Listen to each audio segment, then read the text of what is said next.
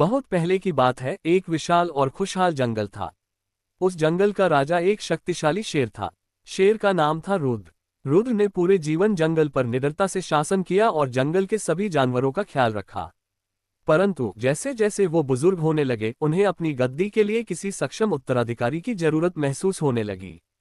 एक दिन रुद्र ने घोषणा की कि वह जंगल के नए राजा के लिए एक प्रतियोगिता आयोजित करेगा। इस प्रतियोगिता में जो जानवर प्रभावशाली साबित होगा, वही नया राजा बनेगा। इस प्रतियोगिता में शेर ने एक कठिन चुनौती रखी, जंगल में सबसे गहरे और खतरनाक गुफा से एक विशेष हीरा लाने की। जंगल के सभी जानवर इस घोषणा से चकित और चिंतित हो गए। कौन इस खतरनाक काम को करेगा और कैसे?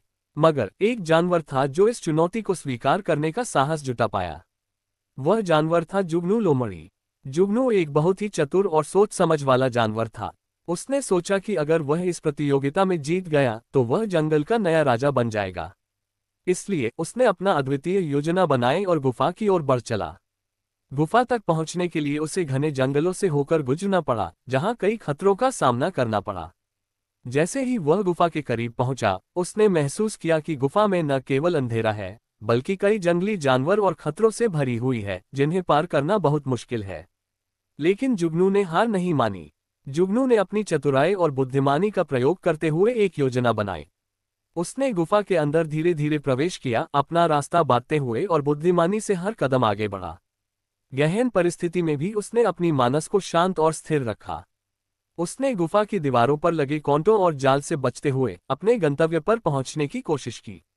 जुगनू ने अंततः हीरे का मणि ढूंढ निकाला, जो गुफा के सबसे गहरे हिस्से में नीचे था। उसने उस मणि को सुरक्षित और ध्यानपूर्वक उठाया और सोचा कि अब उसे कैसे वापस लाया जाए। उसने अपने अनुभव का इस्तेमाल किया और धीरे धीरे, साथ ही साथ सतर्कता से उस खतरनाक गुफा से बाहर निकला। जंगल के बाकी जानवर बहुत उत्सुक थे कि कौन इस चुनौती को पूरा कर पाएगा। जब जुगनू सुरक्षित हीरे के साथ वापस आया, तब सभी जानवर चकित रह गए।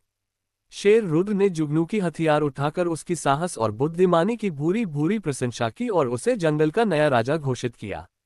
जुगनू ने जंगल का राजा बनते ही अपने ज्ञान और बुद्धिमानी का इस्तेमाल करते हुए जंगल को और भी समृद्ध और खुशहाल बना दिया। उसने हमेशा सत्य और न्याय का पालन किया और बच्चों को भी सिखाया कि कैसे बुद्धिमानी से चुनौतियों का सामना किया जा सकता है।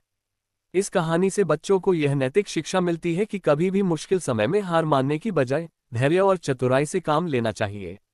यह एक श्रेष्ठ बेस्ट मॉरल स्टोरीज का उदाहरण है, जो बच्चों को सच्चाई और चतुराई का महत्व समझाती है।